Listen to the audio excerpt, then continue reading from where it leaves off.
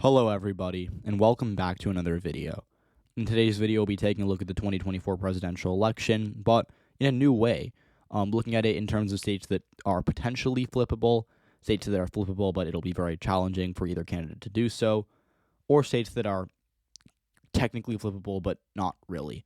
So we're just going to get right into it here by starting we're going to go coast to coast. We're not going to do all the potential, then all the challenging. We're just going to go coast to coast here. Start out with a potential flip, which is going to be Nevada. Nevada was very close in 2020. Donald Trump only lost by 2.5. And the thing is, he actually did quite well here. Adjusted to national popular vote, he actually did 2% better in 2020 than 2016 when you adjust for that. He also did very well in Clark County, and Clark County is the biggest county. It's where 80% of the population lives. And again, it's not a county that I think will vote for Donald Trump by any stretch of it in 2024. But it is right trending. It swung towards Trump in 2020. I think he can win it by just doing better than Clark alone. So that's a potential flip. Down in Arizona, that's a challenging flip, if I'm being honest. Yes, you could argue it's a potential flip, but the argument I made for Trump in Nevada is kind of the opposite of what you can do for him in Arizona. He did worse by a lot in the largest county in the state. Again, Maricopa County netted Biden 45,000 votes, and he won the state by 10,000. So as you can see, it's really all Maricopa. And Trump can do well in other parts of the state, but he underperformed Romney there in 2016 despite doing better nationwide. In addition to that, Maricopa County is a county that was very favorable to Democrats last year. So there's no reason to expect it to revert back to being Republican. So I'm going to say that's a challenging flip, technically possible, but I wouldn't bet on it. Now, our first near impossible flip, we're actually going to do two of them here, Alaska and New Mexico. Alaska voted for Trump by 10 in 2020. Is it technically flippable for Joe Biden? I guess so. Would I bet on it? No. As left-running as the state is, wait another 15, 20 years. New Mexico, kind of weird because it is somewhat right trending, but again, Donald Trump in 2020 lost it by, I think, 11 points. And so that is a little problematic for him. He can do well in these southern parts of the state or kind of out in these rural counties, but he hasn't made any improvements in Santa Fe or Albuquerque, so I'm going to call that one a likely hold for Joe Biden. Now, going over to Montana, that's another near impossible flip. We're just going to kind of fill out a lot of these states in the Midwest. I don't really want to talk too much about any of these.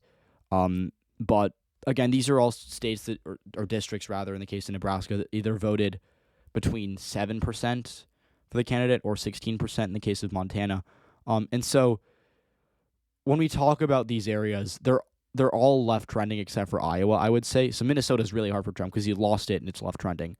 Montana, these two districts in Nebraska and Kansas are all left trending, but they're not but they're all, I guess in the case of Montana, the first district in Kansas, they're left trending, but they're not left trending enough to flip them in just 4 years. And then in Nebraska second, again, Trump lost it by 7 in 2020. It got redrawn to be about a point more Republican, but it's left trending, which probably makes up for it. And so that will not flip, I don't think. Iowa, Biden lost it by 8 in 2020. Not a state that I think he's really going to try to do well in because there's no Senate race at the top of the ticket. Call it pretty likely for Trump. But to get more interesting, Wisconsin is definitely a potential flip. In 2020, Biden only won it by 0.7, and that's a really small that's relative to the national popular vote. Trump actually did better in 2020 than 2016. So he can definitely win this state. I wouldn't bet on it happening as of right now, but it's definitely in play for him. I mean, you look at these working class areas out west, he did very well in most of these counties, and he did worse in the Milwaukee suburbs, but when you look at, if we see good swings towards Donald Trump in these western counties, it's going to be pretty easy for him to win back the state. It's definitely a potential flip, in my opinion. But going over to Michigan, and we're also going to do Pennsylvania here. I don't really think either of these states are impossible, but they're also not, to me, states that I think are first on the flip list. Starting in Michigan, Donald Trump can do well with these working class voters, but there are way more voters to win over in the suburbs, and they're all trending towards Joe Biden. You look at Kent County, that's where Grand Rapids is, 9-point swing towards Joe Biden. Ottawa County, super exurban GOP county, 9-point swing towards Joe Biden in 2020. And Oakland County, which is right outside of Detroit, 6-point swing towards Joe Biden. Pennsylvania, kind of similar. You look at the Philadelphia suburbs, Chester and Delaware County. Chester swung 7.5 points towards Joe Biden, Delaware 4.5. And Biden also did pretty well up in Scranton. I don't think he'll do that well this time, but he will do well enough to hold on to the state, in my opinion at least. So, yeah, it's flippable for Republicans, but I don't really think it's going to be first on the flip list. I think they're going to look more for Nevada, Wisconsin, and some other states we'll talk about later. Then going over to Ohio, this state I don't really think is too in play for Joe Biden. He might come within single digits, but I don't think there's too much to say about it overall. It's a red state, it's super right trending, kind of like a state that like Sherrod Brown at the top of the ticket will help Joe Biden, but not by much. And it's a right trending state. Now going over to Texas, this is a challenging flip. It's kind of close to potential. It's kind of like Pennsylvania that you could put it in potential, but I'm gonna put it challenging flip. I say that because yes, in 2020, Joe Biden only lost Texas by 5, and that was like relative to previous performances by Democrats, it was pretty good, and he did well in most of the big counties. Like you look at Williamson north of Travis, Biden flipped it. Travis itself 6.5 point swing towards Joe Biden. He did very well in Dallas, Fort Worth, and all these counties, which are again very big. But when you look at the state of Texas as a whole, Democrats in 2024 can't win solely off of Austin and Dallas alone. They have to do well in Houston too. And yeah, Biden did pretty well in Houston. It's in Fort Bend and Harris County. But did he do well enough to like make an argument for a trend in 2024 to win the state? I don't think so. I think he'll continue to do better in these areas, and I think he'll improve by maybe a couple points statewide, but it won't be by enough to win it. So Democrats have to do a lot of things right to win Texas, and I think they're not going to be able to do all of them.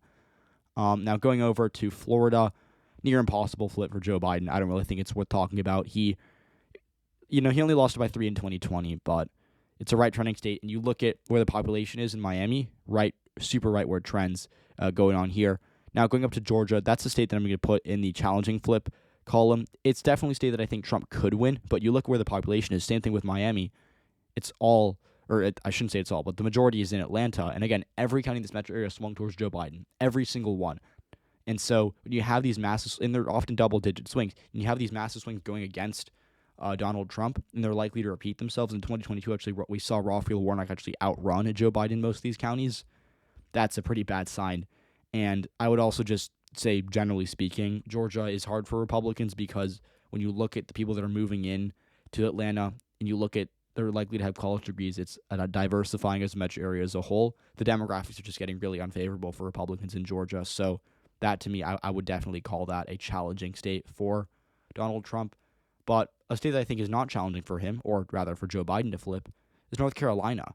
North Carolina, to me, is a very close state. I think it's the closest state in 2024 as of right now.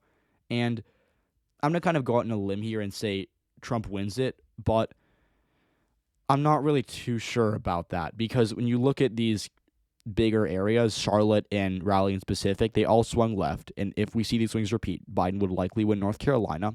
And yeah, at the same time, Trump's doing better in the northern areas, but more counties did swing left. We saw Biden do 2% better than Hillary Clinton, despite the fact that he had worse block turnout than she did. So I'm going to say, yeah, it's definitely a state that I think is in play. I would bet on Trump winning it right now very narrowly, but it's definitely a potential flip. Virginia, that is going to be a near impossible flip. It's not safe for Joe Biden, but it's pretty close. Glenn Youngkin did win it, but it's a 10-point Biden state, and Trump is really just toxic in these suburbs of D.C. Called me skeptical of him even getting close to winning it. And then we're actually gonna wrap up in the Northeast here with New Hampshire and some districts in Maine. They're both going to be near impossible flips. New Hampshire, to me, in 2016 was really close. Obviously, it was only a 2,000 vote margin, and walking into 2020, there was some hype, but Trump winning it. But here's the thing. From a strategy standpoint, there's really no point because 4 electoral votes going from blue to red is good for Trump, but it doesn't help him to actually win the presidency. It's kind of just symbolic. And there's no Senate race here, so there's no reason for Republicans to actually invest. So I think New Hampshire sticks with its Democratic kind of identity. Biden won it by 7 in 2020. I think he wins it by a similar amount. Maine 2nd District voted for Trump by about 7 points in 2020. It's definitely a district that I think could be interesting to watch in the Senate race, but it likes to take its split, and it's super pro-Trump. It actually voted for Obama by a lot in 2012 and swung like 15 points towards Trump in 2020. I don't see why I would go back on that in 2024, even if Trump does lose nationwide. So that's the map. Joe Biden, I think, as you can see, is kind of favored here because he's likely to hold on to Arizona, Michigan, Pennsylvania, Georgia. He might lose Nevada and Wisconsin, but he also might win North Carolina. And then these near impossible flips, kind of a mix of red and blue states, but I think this kind of gives you an idea of where I'm at. So Again, comment down below. Do you think some of these states are potential flips? Do you think maybe Arizona's a potential flip instead of a challenging flip? Do you think Ohio is maybe doable for Joe Biden? Let me know what you think. Like, subscribe if you haven't already done those things, and I'll see you all next video.